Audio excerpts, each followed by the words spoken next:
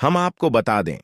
भारत जिस तरह रक्षा क्षेत्र में विकास कर रहा है और अपने तीनों सेना को सशस्त्र बना रहा है और विदेशों में भी हथियार सप्लाई करके अपने देश की इकोनॉमी को बढ़ावा दे रहा है, वही डीआरडीओ भारत में मेक इन इंडिया के तहत और देश को ऊंचाई पर ले जा रहा है। टेक्नोलॉजी क्षेत्र में, स्पेस क्षेत्र में, रक्षा क्षेत्र में। वही एक और बड़ी खबर निकल के आ रही है। भारत डिफेंस के मामले में सेल्फ डिपेंडेंट होता जा रहा है। उसके लिए वीडियो को एक लाइक करके चैनल को सब्सक्राइब जरूर कर लीजिए, क्योंकि यह आपके लिए एक सेकंड का काम है, लेकिन इससे हमारी काफी बड़ी मदद होती है।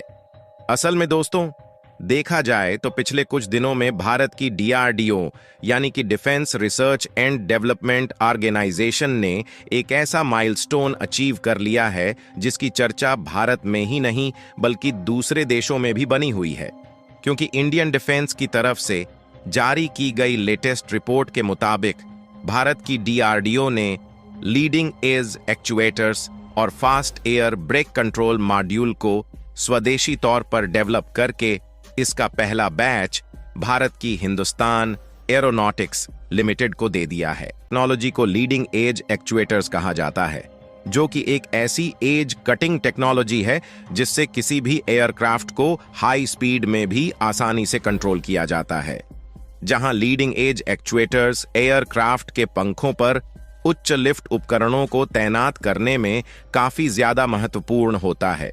जिसका इस्तेमाल एयरक्राफ्ट में लगे हुए स्लेट्स में किया जाता है, जो कि किसी भी एयरक्राफ्ट की लैंडिंग और टेक ऑफ के दौरान ऊपर नीचे होते हैं, जिससे उनकी लैंडिंग और टेक ऑफ के समय काफी ज्यादा आसानी होती है। और खासकर तेजस जैसे फाइटर जेट के लिए तो यह बहुत ही ज्यादा उपयोगी है, क्योंकि देखा जाए तो फाइटर जेट को बार बार लैंडिंग और टेक ऑफ की जरूरत पड़ती है, और उड़ते हुए एयरक्राफ्ट को हवा में ऊपर नीचे करना है तो उसके लिए भी इनका इस्तेमाल भरपूर मात्रा में होता है। और एयर ब्रेक कंट्रोल मॉड्यूल की बात करें तो यह हवा में उड़ रहे एयरक्राफ्ट में नियंत्रण और स्थिरता बनाए रखने के लिए इस्तेमाल किया जाता है, ताकि हाई स्पीड में उड़ रहे किसी भी एयरक्राफ्ट को आसानी से कंट्रोल किया जा सके, जिससे यह एलसीए तेजस की माध्यमिक उड़ान नियंत्रण सिस्टम के लिए काफी ज्यादा इंपॉर्टेंट कंपोनेंट बन जाता है। और इन कंपोनेंट का डेवलपमेंट ही लाइट कॉम्बैट तेजस एयरक्राफ्ट में लगाने के लिए किया जा रहा है।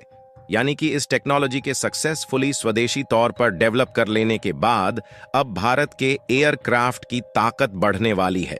और अच्छी बात है कि भारत के डीआरडीओ के द्वारा लीडिंग एज एक्चुएटर्स और एयर ब्रेक कंट्रोल मॉड्यूल्स की टेक्नोलॉजी हिंदुस्तान एरोनॉटिक्स लिमिटेड को ट्रांसफर करने के बाद इसका प्रोडक्शन भी शुरू हो गया है, जिसमें भारत हिंदुस्तान एरोनॉटिक्स लिमिटेड इसकी मैन्युफैक्चरिंग वर्तमान में लखनऊ में HAL के एक्सेसरीज डिवीजन में कर रही है, जो भारत की एरोस्पेस विनिर्माण क्षमताओं में एक महत्वपूर्ण प्रगति का प्रतीक है। मुंबई में गोदरेज एरोस्पेस सहित सार्वजनिक और निजी दोनों तरह की इंडस्ट्रीज की भागीदारी इस पहल को आगे बढ़ाने वाले सहयोगात्मक प्रयास को नई दिशा दे रही है। आपको बता दें कि लीडिंग एज एक्चुएटर और एयर ब्रेक कंट्रोल मॉड्यूल यही दो टेक्नोलॉजी हैं जिसे भारत की वेदर कंडीशन के हिसाब से डीआरडीओ ने हाल ही में स्वदेशी तौर पर डेवलप करके नया माइलस्टोन हासिल किया है। ऐसे ही नॉलेजेबल वीडियो देखने के लिए हमारे चैनल को लाइक करें, सब्सक्राइब करें और बेल आइकॉन दबाएं। जय श्री राम।